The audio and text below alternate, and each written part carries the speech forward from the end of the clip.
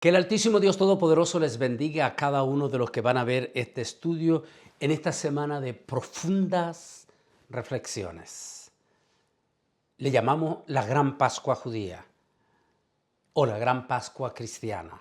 ¿Por qué? Porque fue en esta fecha de esa Gran Pascua Judía donde sucedió lo que a continuación vamos a narrar con ustedes. Las últimas 7 palabras que Yeshua Nazareno, que Jesús el Nazareno, dijera en la cruz del Calvario. Ahí, después de llevar cargando la cruz, subió hasta el monte de Gólgota, que más adelante la vamos a ver. Y allí, estando crucificado, exhibido públicamente sobre un madero, él termina su obra redentora con 7 contundentes palabras. El mundo fue hecho en 7 días. Ese número 7 siempre aparece y tiene significado en la Biblia. Y el significado profundo es la redención total de toda la humanidad, con 7 palabras. Miremos la primera palabra. Padre, perdónales porque no saben lo que hacen. Lucas capítulo 23, 34. La primera palabra que pronunció nuestro Señor desde la cruz revela un amor totalmente inesperado y completamente inmerecido.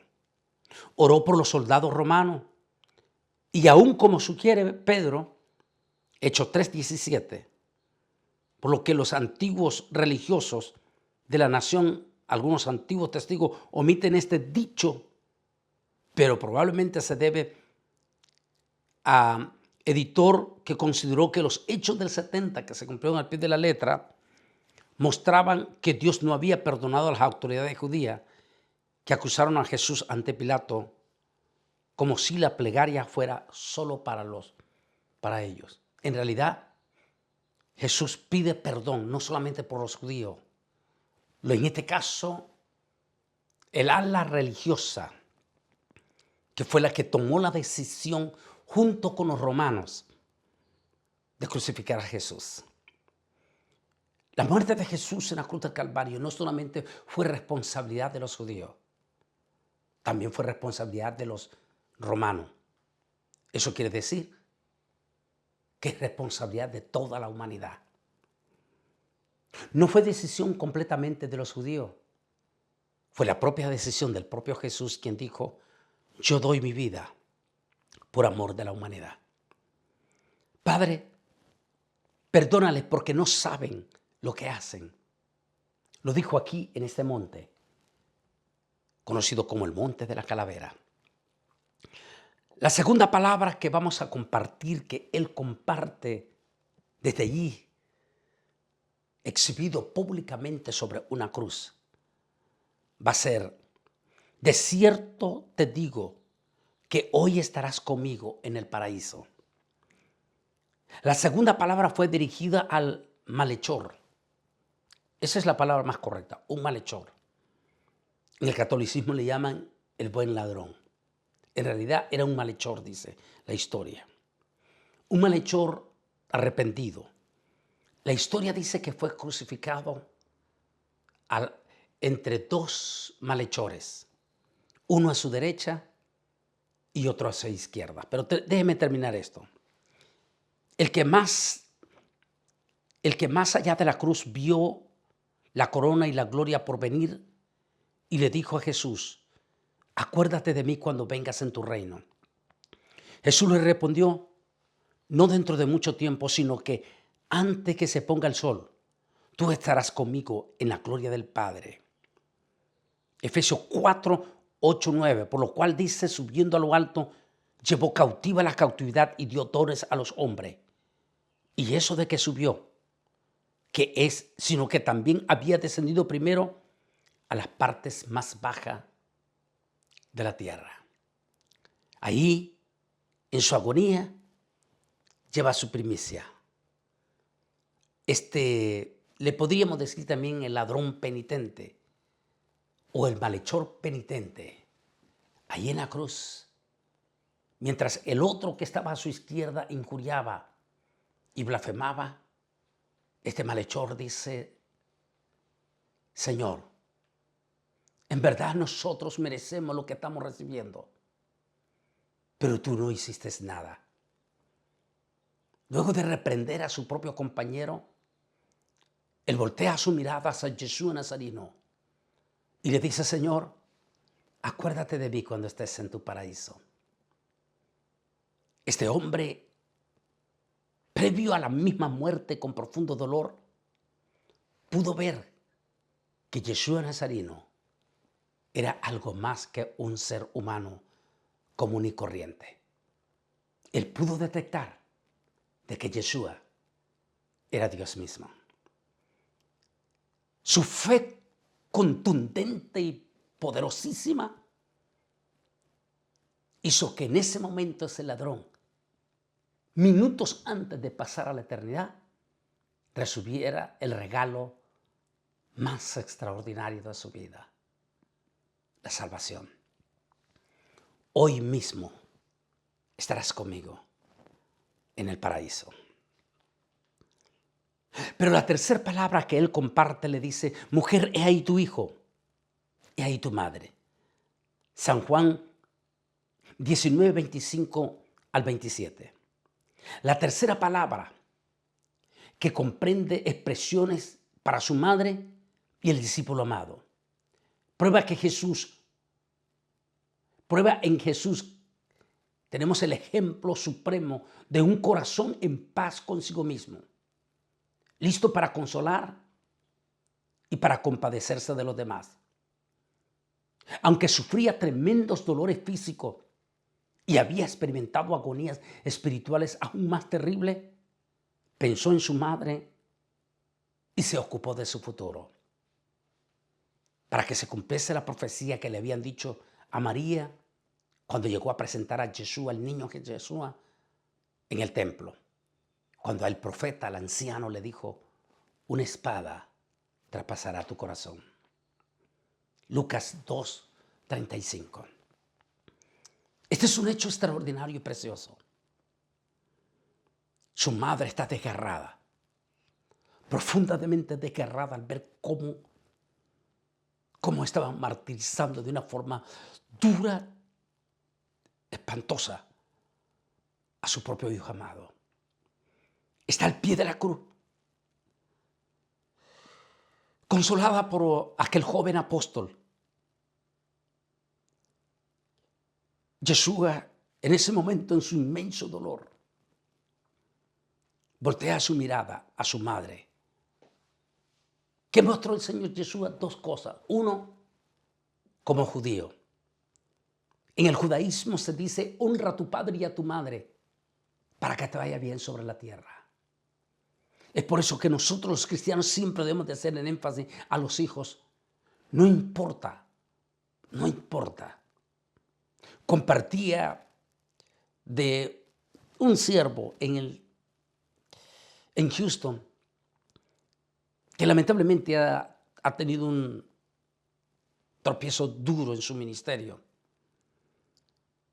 Y le decía al pastor López, de una iglesia preciosísima que tuve este fin de semana allá en Houston: dice, pastor López, no importa lo que su padre ha hecho, sus hijos, lo que han hecho al despreciar a su propio padre, al no quererlo recibir en su propia casa, lo estará haciendo mal delante de Dios. Porque la Biblia dice: honra a tu padre y a tu madre para que te vaya bien sobre la tierra. Sean buenos o no sean buenos nuestros padres, nosotros como hijos debemos de tener respeto por nuestros padres. La enseñanza que nos deja el Señor es profunda. En aquel momento duro y difícil, piensa como judío, como humano. Y le dice al discípulo amado: hijo, y ahí tu madre, como diciendo: hijo, mira a mi madre, ve por mi madre. Y le dice: madre, y ahí tu hijo, como diciendo: yo me voy, pero Él va a ayudarte. Esa es la tercera y preciosa palabra del Señor. Pero vamos a la cuarta. Elí, Elí, lama sabatini. Mateo 27, 45 al 47. La cuarta palabra que nos resulta sobreacogedora, probablemente la pronunció Jesús cuando se estaba disipando la misteriosa y sobrenatural oscuridad que duró 3 horas. Y a la hora novena, Jesús clamó a gran voz, es decir, a las 3 de la tarde. Eloi, Eloi, lama sabatini, que significa Dios mío, ¿por qué me has desamparado? Algunos dicen que ese es el momento más duro de la historia. Han pasado 3 horas desde las 12 del mediodía hasta las 3 de la tarde. El cielo está completamente encapotado. Los detractores, posiblemente ya la mayoría, ya se habían ido. Solo quedaban los soldados, su mamá, el discípulo amado y algunas de las mujeres que acompañaron a María. Algunos dicen que ese es el momento en que ya casi no tiene sangre en su cuerpo. Otros dicen, escuchaba a veces un experto decir que en ese momento, los pecados de toda la humanidad, los pecados suyos y los míos, estaban sobre el cuerpo de Yeshua. Como dice Juan, el que nunca hizo pecado, llevó sobre su cuerpo mis propios pecados para salvarme. La Biblia dice que Dios no soporta ver el pecado. Algunos dicen que en ese momento el Altísimo no soportó ver a su propio Hijo. Decía un médico, los pecados de toda la humanidad en ese momento sobre su cuerpo hebría como una gusanera. De tal manera que Dios no soportó ver a su propio Hijo completamente con todos los pecados de la humanidad. Y apartó su rostro. Yeshua le dice, ¿por qué me has abandonado? Era un momento durísimo, fuertísimo. Allí en ese momento en la cruz del Calvario. Mientras él dice esa bendita palabra, se prepara para la quinta palabra. Tengo sed. Lo dijo poco después de la anterior y es la única que menciona su sufrimiento físico. Jesús había rehusado beber el vino con mirra, pero aceptó otra clase de bebida a fin de humedecer sus resecos labios y garganta, para poder expresar en alta voz la declaración que contiene la sexta palabra. El evangelista hace notar el cumplimiento del Salmo 69, 21. Sed tengo. Se había agotado ya todo oxígeno. Ya no quedaba nada de líquido. Prácticamente su sangre ya estaba acumulada en la última parte que quedó. En aquella agonía desesperada, él dice la quinta palabra. Sed tengo. Lo que de inmediato lo va a llevar a la sexta palabra. Consumado es. Esta palabra se considera en el término griego de gran amplitud, tetelestai, consumado es.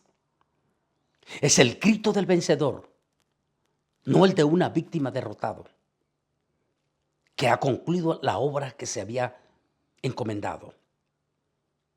Ha cumplido todos los tipos y profecías veterotestamentarios. Y de una vez por todas ha ofrecido el sacrificio definitivo por el pecado. Hebreos 10, 10:12 dice, pero Cristo habiendo ofrecido una sola vez por siempre un solo sacrificio por los pecados, se ha sentado. En la traducción original hebreo es, se ha sentado sobre su majestad. Había triunfado. Consumado es. El proyecto se cumplió. La obra redentora se cumplió. Es el grito no de un derrotado, sino el grito de un victorioso en la cruz del Calvario. En la película de Mel Gibson, La Pasión de Cristo, muestra en ese momento cuando Yeshua Nazareno dice, consumado es. Muestra en ese momento cómo el infierno y el mismísimo Satanás, el diablo, se estremecen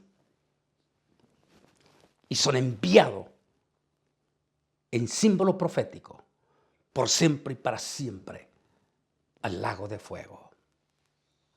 Satanás y sus demonios nunca esperaron escuchar esa palabra. Consumado es. El triunfo se llevó.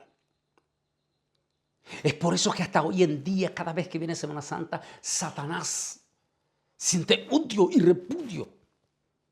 Y ahora hasta algunos ingenuos evangélicos se le unen a Satanás porque no quieren escuchar el tema de la Semana Santa. ¿Por qué? ¿Por qué no recordarla? Si en una semana como esta se dio el triunfo perfecto. Por supuesto que Satán y sus demonios no quieren recordar esta semana. Porque en una semana como esta se dio el triunfo. Múltiples de evangélicos no quieren recordar esta Semana Santa. Pero sí quieren recordar el 4 de julio o la fecha de su patria, de su país.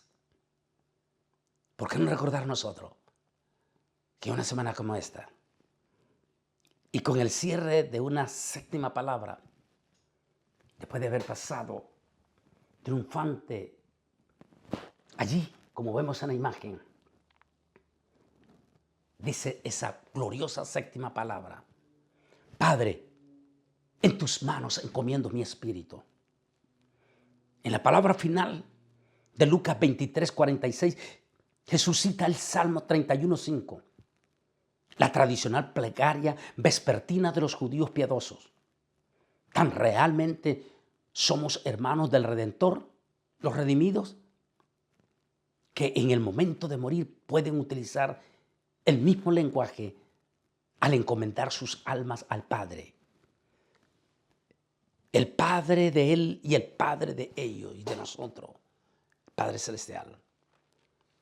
Padre, como diciendo, regreso de nuevo, pero victorioso. Padre, en tus manos encomiendo mi espíritu. Y se cierra el telón, que como vemos en esta imagen 3 días después, que por cierto, ¿fue Jesús murió el día viernes o fue la noche del viernes, la primera noche de Jesús? ¿O fue la noche del jueves? Ese tema está en mi Instagram y en TikTok. Mírelo, porque allí doy ampliación. ¿Cuál fue la primera noche de Yeshua? ¿La noche del jueves o la noche del viernes? Míralo, el estudio en TikTok. En definitivo, el triunfo total y absoluto en la cruz del Calvario. Fue así como comenzó la creación con 7 días. Con 7 días finalizó en la cruz del Calvario la redención tuya y mía en la cruz del Calvario. Que mi altísimo Dios Todopoderoso te bendiga.